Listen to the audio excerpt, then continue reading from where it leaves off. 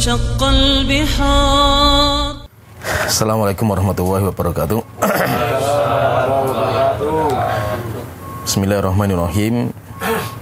Innal hamdalillah nahmaduhu wa nasta'inuhu wa nastaghfiruh wa na'udzu billahi min syururi anfusina wa min sayyiati a'malina may yahdihillahu fala mudhillalah wa may yudlil fala hadiyalah. Wa asyhadu an la ilaha illallah wahdahu la syarikalah wa asyhadu anna Muhammadan abduhu wa rasuluh. Amma ba'du. Ikhwani fid din, sidang jamaah, Bapak, Mas-mas, alhamdulillah kita bersyukur kepada Allah Ta'ala. Di sore hari ini kita dipertemukan oleh Allah Ta'ala di tempat sini. Dan alhamdulillah kita masih diberikan kesempatan, kita masih diberikan kesehatan, sehingga kita bisa duduk sebentar untuk mengkaji tentang agama kita. Dan majelis ilmu, yaitu majelis di mana kita itu belajar meningkatkan kualitas ibadah kita, kualitas iman kita, ketakwaan kita. Ini merupakan majelis yang sangat mulia. Kalau kita membaca sabdanya Rasulullah SAW, majelis ilmu itu dinamakan dengan taman-taman surga. Sehingga di dunia itu ada taman-taman surga yang sangat lezat sekali. Orang tidak akan merasakan lezatnya taman surga nanti di hari kiamat sebelum dia itu merasakan manisnya dan lezatnya taman surga di dunia. Dan taman surga di dunia itu adalah majelis ilmu. Tempat di mana kita bisa mengecas keimanan kita, di mana iman kita itu bisa naik turun. Terkadang iman kita itu drop, sehingga iman kita itu perlu kita cas lagi. Terus dicas dengan apa keimanan kita itu? Dicas dengan cara kita itu belajar agama. Kita membaca Al-Quran, kita merenungkan tentang kehidupan kita, maka itu akan mengecas keimanan kita. Oleh karena itu Allah Ta'ala berfirman tentang sifat orang-orang yang beriman itu, idza tuliyat alaihim ayatuhu zadatuhum imana. Orang-orang yang beriman itu kalau mereka dibacakan ayat-ayat Allah, bertambah keimanan mereka. Sehingga disinilah kita itu sedikit kita akan mengecas keimanan kita dalam beberapa menit ke depan. Dan majelis ilmu itu adalah taman-taman surga. Dan kita diperintahkan sama Rasulullah kalau ada majelis ilmu itu hendaknya kita duduk sejenak. Rasulullah SAW beliau bersabda, "Idza marartum bi riyadil jannati farta'u." Jika kalian berjalan melewati taman-taman surga, maka hendaknya kalian mampir di dalamnya. Kita mampir sejenak, kita duduk untuk mendengarkan. Maka Rasulullah ditanya, "Ya Rasulullah, wa ma riyadul jannah?" Apa taman-taman surga? Maka Rasulullah SAW beliau mengatakan, "Halaqadz dzikir", majelis ilmu. Setelah itu Rasulullah mengatakan, "Inna lillahi sayyaratin minal malaikah." Allah memiliki para malaikat yang ditugaskan untuk terbang mencari majelis ilmu. Fa idza wajaduhum haffu bihim. Kalau malaikat itu mendapatkan majelis ilmu, maka malaikat itu akan duduk bersama mereka. Sehingga majelis ilmu itu bukan hanya majelisnya kita, tetapi majelis ilmu itu adalah majelisnya para malaikat. Sampai Rasulullah mengatakan juga dalam sebuah hadis yang sahih, "Majtama'a qaumun fi baitin min buyutillah." Tidaklah ada sekelompok orang yang mereka berkumpul fi buyutillah, di salah satu rumah dari rumah-rumah Allah Ta'ala. Imam Nawawi mengatakan rumah Allah itu bisa masjid atau bisa tempat apa saja di mana di situ diagungkan nama-nama Allah Ta'ala. Illa nazalat alaihi musakinah, kata Rasulullah mengatakan siapa yang berkumpul di majelis-majelis ilmu kecuali dia akan mendapatkan 4 keutamaan. Dia akan mendapatkan keutamaan, 4 keutamaan. Yang pertama, nazalat alaihi musakinah, akan mendatangkan ketenangan hati, ketentraman hati, kebahagiaan hati. Illa nazalat alaihi musakinah, akan mendapatkan ketenangan hati. Wa ghasyiyatuhumur rahmah, dan rahmat Allah akan meliputi mereka. Wa haffathumul malaikah, dan malaikat akan menaungi mereka. Wa dzakarahumullahu fiman indah, dan Allah Ta'ala akan menyebutkan mereka di hadapan para malaikatnya. Sehingga namanya disebutkan, oh si fulan, si ini kumpul di sana, si ini sedang berkumpul di masjid Allah Ta'ala, di sini. Sehingga apa? Sehingga ada seseorang yang dia itu nggak dikenal di dunia, tetapi namanya di atas langit dikenal oleh semua para malaikat. Kenapa? Karena Allah sering menyebutkan nama dia. Kalau seandainya kita misalkan lihat televisi, kita misalkan punya hubungan dekat sama Pak Presiden, Tiba-tiba dalam rapat kepresidenan, presiden itu menyebutkan nama kita gitu. Saya punya teman, misalkan namanya Tobroni di Pekalongan. Nama saya disebutkan sama Pak Presiden di majelis yang paling mulia lah gitu, di pemerintahan itu. Itu kita itu akan bahagia itu. Apalagi kalau yang menyebutkan itu Allah Ta'ala di hadapan para malaikat, maka kita tambah bahagia lagi. Nah itu kita belajar agama itu hukumnya wajib. Nah itu Rasulullah mengatakan, beliau bersabda, thalabul ilmi faridotun ala kulli muslim. Belajar ilmu agama itu hukumnya wajib atas setiap orang muslim. Terus sampai kapan kita itu belajar? Sampai kita itu meninggal. Sampai kita itu meninggal. Sebelum kita meninggal kita akan belajar terus. Kenapa? Karena ilmu yang terluputkan di kita itu lebih banyak daripada yang sudah kita pelajari. Nah itu alhamdulillah kita bersyukur kepada Allah Ta'ala. Perusahaan itu memberikan kesempatan bagi karyawan-karyawan di sini itu untuk belajar agama itu sudah luar biasa. Di mana kita bukan hanya mengejar dunia saja, tetapi cita-cita kita itu kita mendapatkan kebahagiaan dunia dan akhirat. Sebagaimana doa seorang yang beriman itu, mereka berdoanya, Rabbana atina fid dunya hasanah, wa fil akhirati hasanah wa qina adzabannar. Tuhanku, berikan kepada kami kehidupan dunia yang baik dan kehidupan akhirat yang baik. Wa qina adzabannar, dan selamatkan kami dari azab neraka. Oleh itu kita sejenak di sini dalam beberapa waktu kita ingin mempelajari tentang agama kita. Dan yang akan kita bahas di pertemuan kita kali ini, kita sedikit akan membahas tentang siapa Tuhan kita. Yaitu kita harus ridho Allah sebagai Tuhan kita. Sebagaimana prinsip hidup kita itu, raditu billahi rabba, wa bil islami dina, wa bi muhammadin rasulah. Kita ridho Allah sebagai Tuhan saya, dan agama Islam sebagai agama saya, dan Nabi Muhammad sebagai Nabi saya. Rasulullah SAW beliau mengatakan, man qala, siapa yang mengatakan raditu billahi rabba, saya ridho Allah sebagai Tuhan saya, wa bil islami dina, saya ridho Islam sebagai agama saya, wa bi Muhammadin nabiyyan rasulan, dan saya ridho Nabi Muhammad sebagai nabi dan rasul. Rasulullah mengatakan wajabat lahul jannah, orang itu berhak untuk masuk surga. Nah itu kita sebagai seorang muslim itu kita harus ridho Allah sebagai Tuhan kita. Yaitu apa? Allah itu yang menciptakan kita, Allah yang merawat diri kita, dan Allah yang mengatur semua yang kita miliki. Nah itu apa? Kita itu alhamdulillah itu kita diciptakan sama Allah Ta'ala. Setelah diciptakan, kita ditanggung rezeki kita sama Allah Ta'ala. Rezeki kita ditanggung. Dan setelah kita itu ditanggung rezeki kita, Allah masih mengutus para nabi dan rasul, menurunkan kitab suci. Sebagai apa? Sebagai petunjuk kehidupan kita itu. Maka nikmat yang telah Allah berikan kepada kita itu banyak sekali. Nah itu sudah zaman yang dirahmati oleh Allah Ta'ala, kenikmatan yang telah Allah berikan kepada kita itu sangat-sangat banyak sekali. Sampai Allah Ta'ala berfirman dalam Al-Quran, wa atakum min kulli ma sa'altumuh, Allah telah memberikan kepada kalian apa saja yang kalian butuhkan. Kalian butuh apa, Allah siapkan semua gitu. Wa in ta'uddu ni'matallahi la tusuha, jika seandainya kalian menghitung nikmat Allah, tidak akan mampu kalian menghitungnya. Innal insan la zalumun kafar, tapi karakter manusia itu zalum, sukanya berbuat zalim, dan sukanya itu apa? Kafar, sukanya ingkar.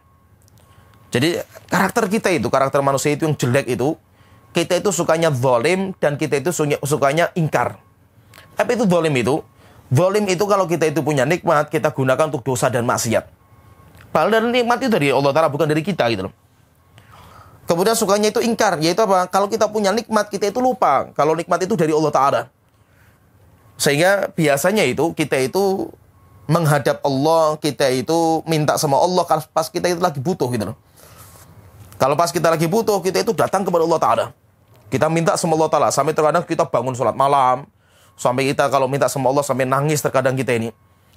Tapi kalau Allah sudah memberikan keinginan kita, permintaan kita dikasih sama Allah Ta'ala, kita itu terkadang lupa gitu loh setelah itu. Kita itu setelah itu akhirnya sombong dengan apa yang kita miliki. Seperti kalau kita membaca di Al-Quran itu ada namanya Qarun. Qarun itu punya harta yang melimpah, sampai hartanya Qarun itu dinamakan dengan harta karun. Sampai di kita. Kenapa? Karena Qarun bersama dengan hartanya dibenamkan di muka bumi. Qarun itu dulunya orang miskin. Termasuk umatnya Nabi Musa. Sampai saking miskinnya itu, sampai dia itu nggak bisa makan berhari-hari. Dia, keluarganya. Sampai akhirnya dia itu datang ke Nabi Musa minta doa. Dia sudah berdoa terus, menangis di hadapan Allah Ta'ala supaya Allah melapangkan rezekinya. Sampai akhirnya datang ke Nabi Musa minta doa. Sampai akhirnya Nabi Musa mendoakan. Akhirnya dikabulkan sama Allah Ta'ala. Ketika dikabulkan, sombong, congkak. Dia merasa harta itu karena jeripaya dia sendiri. Sampai dia mengatakan, innama utituhu ala ilmin indi. Harta yang saya miliki yaitu dari kehebatan saya, dari kecerdasan saya. Lupa dengan bahwa harta itu pemberian Allah Ta'ala. Akhirnya setelah itu Allah Ta'ala mengatakan, wa khasafna bihi wa bidarihil ard. Kami benamkan Qarun bersama dengan hartanya di muka bumi. Ditenggelamkan sama Allah Ta'ala semua. Akhirnya biasanya kalau orang itu mendapatkan harta dari bumi, dari tanah itu dinamakan dengan harta karun. Ya itu kenapa? Karena dianggap itu hartanya Qarun. Walaupun bukan. Tetapi maksudnya itu kisah Qarun itu ada. Orang-orang yang ketika dia itu lagi butuh sama Allah Ta'ala minta sampai nangis-nangis. Tapi kalau sudah diberi sama Allah Ta'ala akhirnya ingkar, lupa kalau itu milik Allah Ta'ala, kenikmatan itu. Nah itu kita bersyukur kepada Allah Ta'ala yang telah memberikan kepada kita banyak sekali kenikmatan. Dan kenikmatan yang paling sering kita lupakan, ada kenikmatan yang paling sering kita lupakan. Kapan sadarnya kita tentang nikmat itu? Kalau nikmat itu sudah dicabut sama Allah Ta'ala. Rasulullah SAW itu menyebutkan ada dua nikmat yang sangat sering dilupakan oleh manusia. Rasulullah bersabda, ni'matani maghbunun fihima katsirun minan nas. Ada dua kenikmatan yang paling banyak dilupakan oleh manusia. Dan kita mungkin termasuk orang itu. Apa itu dua kenikmatan itu? Rasulullah mengatakan as-sihhatu wal faragh. Yang pertama kesehatan, yang kedua waktu luang. Kesehatan dan waktu luang. Kesehatan dan waktu itu nikmat yang sangat besar sekali. Tetapi biasanya kita itu nggak menghargai kenikmatan ini. Kapan kita akan menghargai? Kalau nikmatnya sudah dicabut sama Allah Ta'ala. Alhamdulillah dengan kita punya kesehatan, kita punya waktu, akhirnya kita siang hari ini bisa berkumpul. Kalau seandainya kita sakit atau kita nggak punya waktu, nggak mungkin kita bisa berkumpul di tempat ini. Tapi Alhamdulillah Allah pertemukan kita. Kenapa? Karena kita punya waktu dan kita punya kesehatan. Dan biasanya kalau kita itu sedang sehat, biasanya itu kita itu lupa akan harganya kesehatan. Maka banyak pepatah Arab yang mengatakan as-sihhatu tajun ala ru'usil as-sihha. Kesehatan itu bagaikan mahkota yang ditaruh di kepala orang yang sehat. La ya'rifu ilal mardo, yang bisa melihat mahkota kayak saya pakai peci ini, yang bisa melihat peci saya ya orang-orang lain kan. Saya sendiri nggak bisa melihat gitu. Ya, saya tidak bisa melihat mahkota saya kecuali kalau saya ngaca baru kelihatan. Tapi kalau saya itu nggak melihat kaca ya saya nggak kelihatan. Demikian juga apa? Kesehatan. Siapa yang paling tahu tentang kesehatan? Orang luar. Harganya kesehatan itu apa? Orang-orang yang dia itu nggak punya kesehatan gitu. Maka orang yang paling tahu harganya kesehatan siapa? Orang-orang yang sedang sakit di rumah sakit. Mereka adalah orang-orang yang paling tahu harganya kesehatan. Kemudian yang kedua, nikmat yang paling sering kita lupakan itu adalah waktu. Kesehatan itu Alhamdulillah, namanya kesehatan bisa kita usahakan. Ada pasarnya, kesehatan itu ada waktu, ada rumah sakitnya, ada apoteknya. Bisa kita usahakan. Tapi ada satu kenikmatan yang nggak bisa diusahakan, yaitu apa? Waktu. Waktu nggak ada pasarnya. Waktu tidak ada rumah sakitnya. Waktu tidak ada apoteknya. Sehingga waktu kalau rusak, waktu itu kalau sudah berlalu, tidak bisa dikembalikan. Biasanya itu kebanyakan kita nggak menghargai waktu yang Allah berikan kepada kita. Kapan kita nanti akan bisa menghargai? Biasanya kalau waktu kita sudah nggak ada. Nah itu orang yang paling tahu harganya waktu. Siapa itu? Orang-orang yang sudah meninggal dunia. Orang yang tidak punya kesempatan lagi di dunia. Mereka adalah orang yang paling tahu harganya waktu. Nah itu Allah tersebutkan dalam Al-Quran tentang mereka, yaitu orang-orang yang waktunya sudah habis mereka ini. Allah Ta'ala berfirman, hatta idza jaa ahadahumul mautu, sampai ketika datang kematian menjemput salah seorang di antara mereka. Qala rabbirji'un, orang-orang mengatakan, wahai Tuhanku, tolong kembalikan saya hidup lagi di dunia. Untuk apa saya itu minta dikembalikan lagi? La'alli a'malu sholiha fima taraktu, supaya saya bisa beramal soleh yang dulu saya tinggalkan, yang dulu saya lupakan. Kalla innaha kalimatun huwa qailuha. Allah Ta'ala berfirman, tidak mungkin bisa diwujudkan permintaan seperti itu. Wa min waraihim barzakhun ila yaumi yub'atsun. Di belakang orang-orang yang sudah meninggal itu ada tembok namanya barzakh, sehingga dinamakan dengan alam barzakh, tembok yang menghalangi mereka dengan alam dunia, sehingga mereka nggak bisa kembali lagi di dunia. Nah, itu sudah jemaah yang dirahmati Allah Ta'ala, waktu itu sangat mahal sekali. Maka gunakan waktu itu, kesempatan dengan sebaik-baiknya untuk mencari kenikmatan dunia dan hari kiamat. Jangan sampai kita itu waktunya habis untuk mencari kenikmatan dunia. Kenapa? Sebanyak apapun yang Anda kumpulkan dari kenikmatan dunia, pasti akan Anda tinggalkan. Pasti akan selesai itu. Terus apa yang akan membersamai kita itu? Yang akan membersamai kita itu nikmat akhirat kita. Amal soleh kita yang akan membersamai kita itu. Sehingga kita itu nggak selamanya. Kita semuanya yakin 100%. Nggak ada keraguan sedikit pun bahwasanya kita akan tinggalkan dunia ini. Cuma kapan waktunya itu kita masih belum tahu. Tetapi pasti. Tetapi itu pasti. Akan datang waktu itu pasti. Terus bagaimana yang kita sikapi itu? Maka yang terbaik itu adalah orang yang membersihkan diri. Orang yang membersihkan diri. Kenapa? Karena akan datang waktu itu yang kita takuti. Dan ketika datang waktu itu, kita semuanya menyesal. Kita semuanya pengen dikembalikan lagi. Untuk apa? Untuk amal soleh. Tetapi sudah terlambat. Maka waktu-waktu yang tersisa itu, orang yang beriman itu menggunakan dengan sebaik-baiknya. Oleh itu kata Imam Nawawi. Imam Nawawi dalam kitab beliau, namanya kitab Riyadhus Shalihin, di muqaddimahnya itu, bagus sekali beliau. Di muqaddimah kitab Riyadhus Shalihin, beliau membawakan sebuah syair, ada 3 bait syair. Beliau mengatakan, Inna lillahi ibadan futona, tolaqud dunya wa khaful fitana. Allah memiliki hamba-hamba yang cerdas. Siapa mereka? Orang-orang yang menceraikan dunia. Wa khaful fitana, karena mereka itu takut dunia itu akan memfitnah hatinya. Nadharu fiha falamma alimu, mereka terus melihat hakikat dunia. Falamma alimu, akhirnya mereka itu mengetahui annaha laisa lihayyin watana, bahwasanya dunia itu bukan tempat yang layak bagi orang yang hidup. Kenapa? Karena akan ditinggal. Ja'aluhu lujatan, maka dunia dijadikan seperti lautan. Yaitu seperti yang kita sekarang ada di atasnya itu. Seperti lautan. Kita nggak mungkin selama-lamanya di laut terus gitu. Kita jadikan perahu-perahu yang untuk menyeberang itu wattakhadhu salihal a'mari fiha sufuna. Dan mereka menjadikan umur-umur yang tersisa sebagai kapal pelayaran dia untuk sampai kepada tujuan dia. Yaitu tujuan kita itu surga. Tujuan kita itu masuk surga. Maka itu untuk sampai kepada tujuan kita masuk surga, maka kita itu harus punya konsep kehidupan. Kita itu harus memiliki konsep kehidupan. Kita itu hidupnya itu untuk apa kita nih? Apakah kita itu hidup itu hanya untuk mencari uang saja? Atau kita itu hidup hanya untuk ngurusi, istilahnya kalau bahasa kasarnya itu, cuma mikir perut dan kemaluan gitu. Kita bukan seperti itu. Kita hidup itu bukan untuk seperti itu. Kalau kita itu hidup cuma untuk mikir perut dan kemaluan, apa bedanya dengan binatang? Binatangnya sama juga. Tapi yang membedakan kita dengan binatang, kita punya cita-cita besar, kita punya misi dalam kehidupan kita. Sekarang misi kita itu hidup untuk apa gitu? Allah Ta'ala sendiri berfirman dalam Al-Quran, dan Allah yang menciptakan kita, Allah tahu kita itu diciptakan untuk apa. Allah Ta'ala berfirman, wa ma khalaqatul jinna wal insa illa liya'budun. Tidaklah aku menciptakan jin dan manusia kecuali untuk ibadah, supaya mereka itu ibadah kepadaku. Berarti apa? Berarti kita itu ada diciptakan oleh Allah tujuannya untuk ibadah kepada Allah Ta'ala. Maka siapa yang dia itu keluar dari ini, keluar dari ibadah, maka dia itu telah keluar dari misi kehidupan.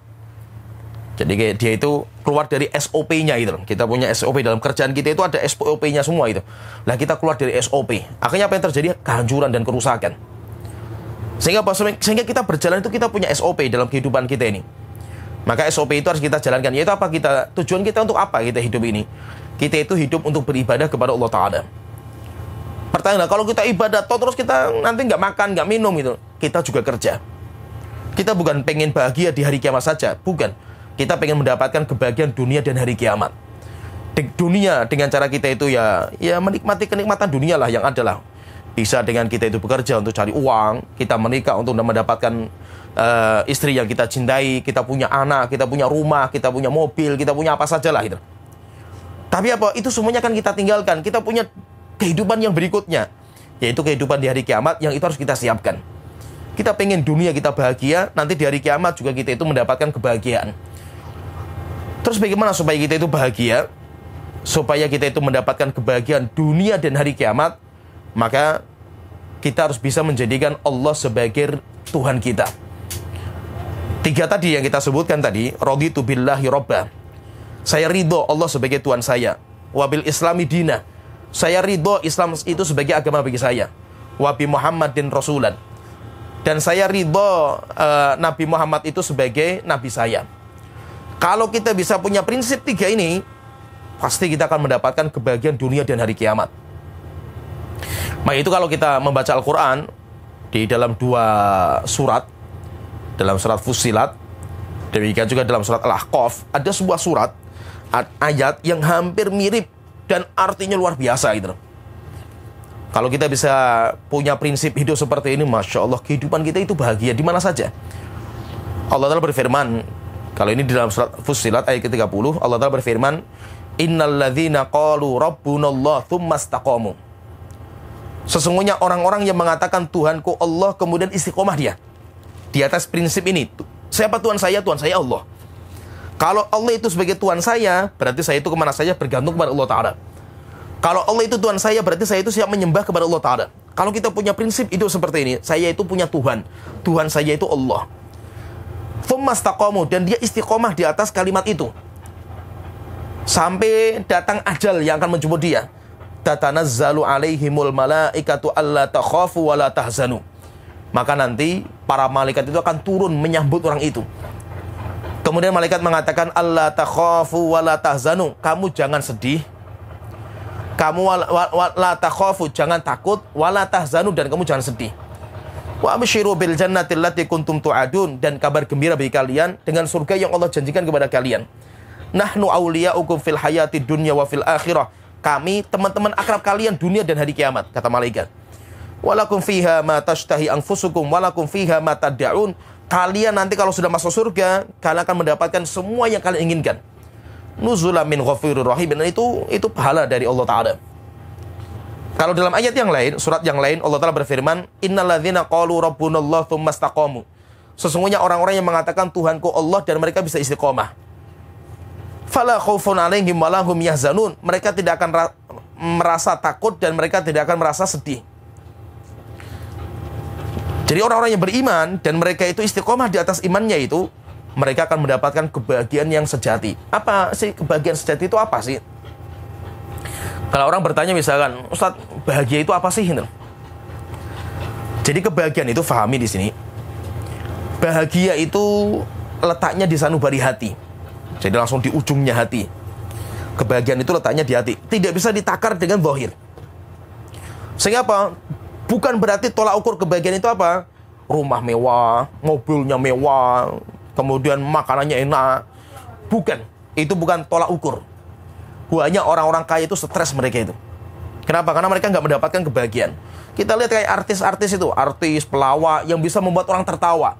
Semuanya cuma sinetron semua gitu. Semuanya cuma bualan semua. Mereka banyak juga di antara mereka yang stres hidupnya itu. Sampai akhirnya mereka lari ke narkoba untuk menenangkan jiwa mereka. Kenapa stres mereka itu? Dan banyak juga rupanya kita dapatkan itu, orang-orang seperti itu malah akhirnya bunuh diri. Berarti apa? Berarti mereka belum bahagia. Walaupun zahirnya kalau kita lihat itu bahagia mereka itu. Tapi rupanya apa? Hati kecil mereka belum bahagia. Pertanyaan terus, bahagia itu apa sih bahagia itu? Bahagia yang sejati itu apa? Maka kalau kita membaca tadi ayatnya tadi itu, kebahagiaan itu apa? Ketika hati kita itu bebas dari 2 penyakit. Selama dalam hati kita itu nggak ada 2 masalah ini, tidak ada 2 penyakit ini, berarti kita itu sedang bahagia kita itu. Yaitu apa? Alla takhafu wa la tahzanu. Kalian jangan takut dan kalian jangan sedih. Ketika rasa takut, rasa sedih itu nggak ada di hati kita, berarti kita itu sedang bahagia itu. Tapi kalau kita itu masih ada rasa takut, masih ada rasa sedih, masih ada was-was, gelisah, nggak tenteram, nggak nyaman, itu berarti apa? Berarti kita itu belum bahagia kita itu. Terus bagaimana sekarang? Bagaimana sih kita itu bisa bahagia? Sampai kita itu nggak ada rasa takut, tidak ada rasa sedih, tidak ada rasa stres, tidak ada was-was, gelisah, itu nggak ada. Caranya dengan kita kembali kepada Allah Ta'ala. Resepnya bahagia itu dengan cara kita kembali kepada Allah Ta'ala. Kita pengen mencari kebahagiaan, kita pengen mencari kepuasan. Dengan cara apa? Malah kita bergelimang dosa dan maksiat. Nggak akan bahagia orang itu. Orang ketika berbuat dosa itu gelisah. Coba orang berzina misalkan ya. Orang berzina, apakah orang berzina itu tenang jiwanya itu? Enggak. Dia takut. Kalau dilihat sama orang, ketahuan sama si fulan, ketahuan sama ini, takut. Sehingga apa? Berdebar jantungnya itu, gelisah sekali dia itu. Berarti apa? Enggak bahagia dia. Walaupun akhirnya tertawa-tawa dia itu. Tapi hatinya gelisah, ketakutan di mana-mana itu. Orang mencuri. Apakah orang mencuri itu bisa bahagia itu? Enggak. Ketakutan di mana-mana itu, walaupun dia punya segalanya itu. Orang memburu seperti yang sekarang lagi viral ini, masalah-masalah viral itu. Masalah pembunuhan di kalangan kepolisian itu. Dia punya semua gitu. Punya kerajaan sendiri di kepolisian kan gitu. Apakah dia itu dengan memburu dia itu tentram bahagia? Enggak. Stres hidupnya itu. Kenapa? Karena dia melihat kebahagiaan itu dengan cara apa? Kita itu mencari sesuatu yang itu dosa dan maksiat. Enggak. Semakin kita bergelimang dalam dosa dan maksiat, semakin stres hidup kita itu. Dan kita nggak bisa bahagia. Rupanya resepnya bahagia itu apa? Kembali kepada Allah Ta'ala. Hati kita itu butuh Allah, karena Allah yang sang mencipta kita. Allah yang menciptakan kita itu butuh sama Allah Ta'ala gitu. Nah itu dengan kita itu kembali kepada Allah Ta'ala, kita berzikir kepada Allah Ta'ala, kita beribadah kepada Allah Ta'ala, hati kita itu bisa bahagia. Dan itu coba nanti kita rasakan lah gitu. Coba kita lagi ya, misalkan kita coba ketika kita bisa sholat dengan khusyuk, kemudian setelah itu kita itu selesai sholat kita berzikir, rasakan dalam hati secara jujur lah kita itu. Hati Anda itu rasanya kayak apa gitu? Rasanya bisa tenang, bisa kayak adem rasanya itu, bisa tentram sekali itu. Tenang sekali jiwa saya itu. Anda itu sedang bahagia, luar biasa Anda itu. Cuma apa? Mindsetnya kita itu keliru, memahami bahagia itu duit urusannya itu. Semuanya harus berduit, kalau saya duitnya banyak saya bahagia itu. Enggak. Banyak yang stres orang-orang ketika dia itu punya harta yang melimpah gitu. Maka itu Allah Ta'ala berfirman dalam Al-Quran, menggambarkan tentang bagaimana sih orang-orang yang beriman bisa bahagia itu mereka itu. Allah Ta'ala berfirman, alladzina amanu, orang-orang yang beriman, wa tatma'innu qulubuhum bidzikrillah, dan mereka itu hatinya bisa tenang dengan berzikir. Ala bidzikrillahi tatma'innul qulub, ketahuilah bahwasanya dengan berzikir kepada Allah jiwa kita itu bisa tenang gitu. Dengan kita itu apa? Kembali kepada Allah Ta'ala, bukan dengan dosa dan maksiat. Semakin kita bergelimang dalam dosa, semakin kita jauh dari Allah, rasakan stres hidup kita itu. Dan itu sudah banyak yang merasakan seperti itu. Banyak teman-teman kita yang orang kaya raya, setelah itu dia tobat, baru dia bisa merasakan kebahagiaan. Orang preman baik yang sampai jalanan, setelah itu dia bertobat, dia baru bisa merasakan kebahagiaan. Nah itu apa? Dengan kita itu kembali kepada Allah Ta'ala. Maka itu kita harus ridho Allah sebagai Tuhan saya, kita harus ridho Nabi Muhammad sebagai Nabi saya, dan saya harus ridho Islam itu sebagai agama saya. Kalau kita istiqomah di atas ini sampai kita meninggal dunia, maka nanti kita itu akan mendapatkan kebahagiaan yang sejati dan abadi. Tapi kalau kita itu jauh dari Allah Ta'ala, kita jauh dari Allah Ta'ala, kita nggak pernah bermunajat kepada Allah Ta'ala, kita nggak pernah beribadah kepada Allah Ta'ala, kita itu sudah keluar jalur kita itu sebenarnya itu. Ibaratnya kalau, ya ibaratnya mudahnya itu kayak saya itu punya mesin cuci yang SOP-nya itu nyuci baju, tetapi saya gunakan untuk nyuci motor gitu loh. Akhirnya aku hancur mesin cucinya itu. Kenapa? Karena keluar dari SOP gitu loh. Ya seperti ini, ada peralatan-peralatan seperti ini di tempat kerja itu. Kan ada SOP-nya semua, cara menyalakan mesin kayak apa, cara bekerjanya sistemnya kayak apa, itu ada semua. Bahkan pakaiannya pun semua dirapikan gitu loh. Ya, orang masuk ke sini pun pakaiannya mulai pakai helm, rapikan, semuanya rapi semua gitu loh. Kenapa? Karena kita hidup itu ada SOP-nya gitu loh. Nah kalau kita keluar dari SOP itu, hancur kita itu kehidupan kita. Pabrik saja bisa hancur gitu loh. Perusahaan yang hebat saja bisa hancur ketika keluar dari SOP-nya itu loh. Apalagi apa? Kehidupan kita juga gitu loh. Maka apa? Kita itu butuh Tuhan kita. Kita itu untuk merasakan kebahagiaan, kesuksesan, kita itu butuh Allah Ta'ala. Kita itu butuh sama Allah Ta'ala. Maka itu dengan kita itu kembali kepada Allah Ta'ala, kita sekarang itu mulailah kita itu bermunajat kepada Allah Ta'ala, mulailah kita tinggalkan dosa dan maksiat yang ada. Nanti rasakan, coba rasakan. Kita itu nanti rasanya kayak apa hati kita itu. Saya banyak teman-teman itu yang bekas-bekas preman-preman jalanan itu, sampai tatoan, sampai mukanya rusak semua lah itu. Setelah itu apa? Tobat dia itu. Subhanallah, ketika sudah tobat, dia itu sampai cerita, Ustaz, saya baru merasakan kebahagiaan yang luar biasa itu, yang gak didapatkan di jalan-jalan gitu. Sampai saya itu pernah punya teman waktu itu di Batam. itu termasuk temannya, ya kalau di Jakarta itu Hercules, teman akrabnya, sama-sama dari timur. Tapi dia premannya Batam. Subhanallah, setelah itu dia tobat. Walaupun masih dihormati juga namanya itu. Apa kata ketika saya ketemu di sana itu, ketika saya di Batam itu ketemu itu, dia mengatakan kayak itu. Ustaz, Masya Allah, saya baru merasakan kebahagiaan hati itu di sini gitu. Saya bisa ngaji, dengar pengajian, setelah itu saya amalkan ilmu yang saya ketahui. Subhanallah, itu rasanya lezat di hati saya itu. Yang awalnya kita itu mengira bahagia dengan cara kita minum khamr, bahagia dengan cara kita berzina, bahagia dengan cara kita main judi. Rupanya apa?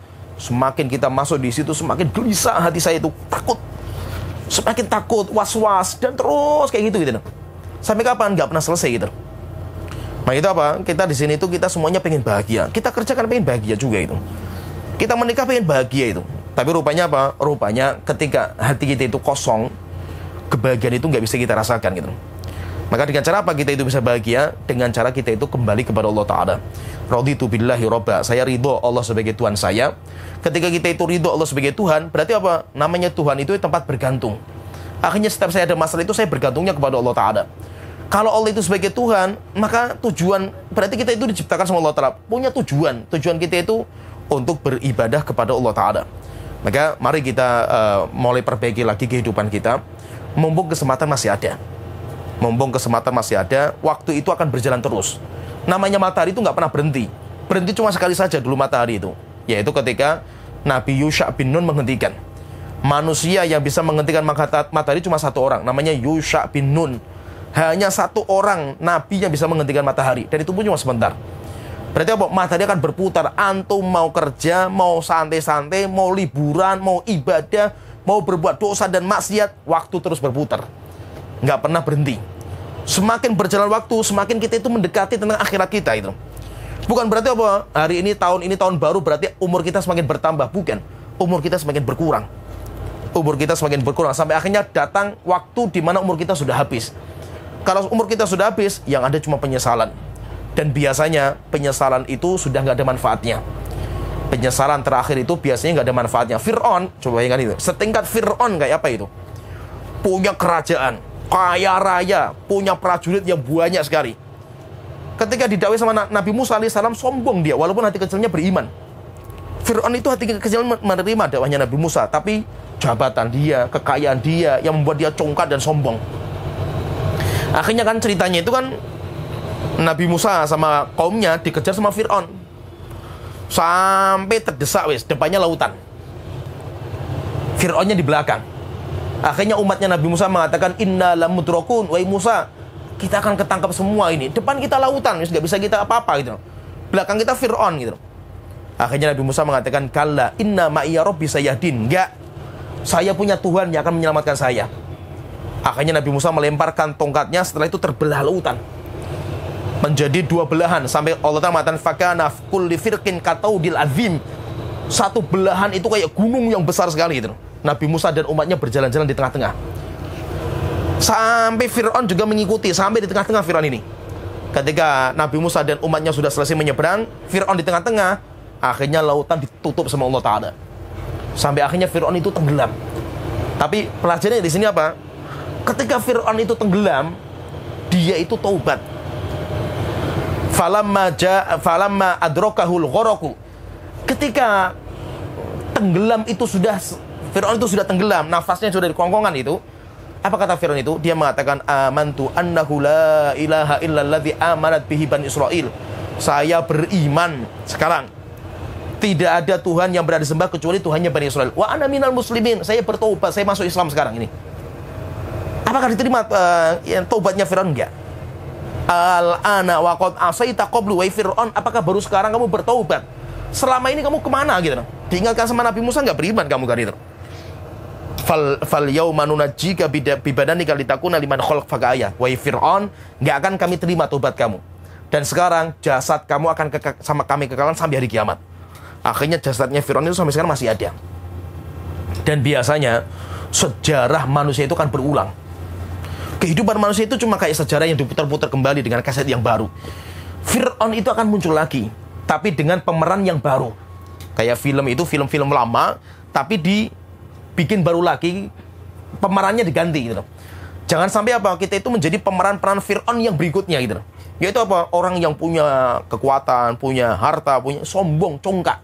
Akhirnya ketika mau mati baru bertobat gitu. Akhirnya apa? Tobat kita nggak ada manfaatnya. Nah itu apa? Mumpung masih ada kesempatan, kita semuanya berjalan menuju Tuhan kita. Maka kesempatan itu akan terus berjalan. Waktu akan terus berjalan, nggak pernah berhenti. Semakin hari berjalan, semakin habis umur kita itu. Sampai datang waktu di mana nanti kita semuanya akan menyesal. Maka kalau kita nggak segera memperbaiki diri, sampai kapan kita mau bertobat gitu. Nah itu, mumpung masih ada kesempatan, waktu-waktu yang tersisa itu kita ya isi dengan kebaikan untuk menutupi waktu-waktu yang sudah terlalui. Ada orang tua, umur 60 tahun, cerita orang ulama zaman dulu. Dia ketemu dengan seorang ulama besar. Akhirnya ulama itu tanya itu, "Wahai bapak, umur kamu sudah berapa?" gitu. Maka dia mengatakan, "Saya sudah 60 tahun, Syekh, Imam." Maka beliau mengatakan kata imamnya itu, "Berarti anda itu ya Pak, sudah 60 tahun berjalan menuju Allah itu. Hampir sampai ini. Sudah hampir sampai, sudah 60 tahun loh berjalan itu." Wahnya kaget bapaknya itu, baru sadar itu. Oh iya ya, saya sudah mau mati gitu masa itu. Saya sudah umur segini, persiapan saya apa itu? Akhirnya dia takut. Akhirnya bilang, "Imam, wahai imam, terus saya mau apa gitu?" Maka wasiatnya dari ulama itu mengatakan, "Wahai bapak, perbaiki umur-umur yang tersisa. Niscaya Allah akan menutupi kekurangan yang telah berlalu." Kita nggak pernah tahu itu sampai kapan kita masih hidup. Mumpung masih ada kesempatan, umur-umur yang tersisa ini kita gunakan untuk menutupi kekurangan, kekosongan, kehancuran di umur-umur kita sebelumnya. Allah tidak akan melihat masa lalu kita lah. Kita semuanya punya masa lalu yang kelam semua lah gitu. Tetapi apa? Kita masih punya lembaran-lembaran baru yang akan kita bangun gitu. Ya, banyak teman-teman saya pun ya saya pun juga bukan dari kecil dari pondokan atau bapak saya itu ustadz, bukan juga gitu. Kita dari orang-orang jalanan juga gitu. Ya, kita juga orang seperti itu juga itu. Saya punya teman juga orang Pontianak. Dia itu ketua Slengker. Namanya narkoba, mabuk-mabukan, keluar masuk penjara itu sudah biasa gitu. Subhanallah itu, ketika itu tawuran antara geng dia dengan geng yang lain. Ketika dia memukul orang itu, dia nangkis dengan pecahan kaca sampai sobek tangannya itu. Setelah itu dia masuk rumah sakit. Dokternya mau vonis ini mati ini karena terlalu banyak darah yang keluar.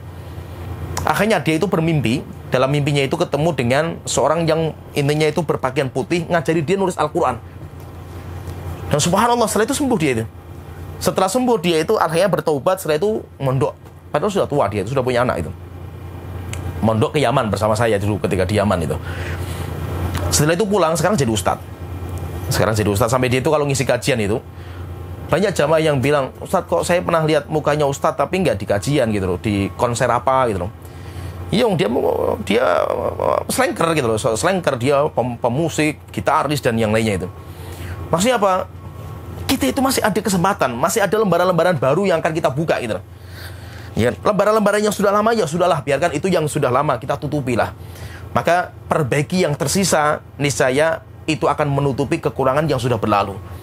Nah itu mari, kesempatan yang masih ada. Alhamdulillah di perusahaan ini kita bersyukur memberikan kesempatan bagi karyawan-karyawan untuk belajar agama itu sudah luar biasa.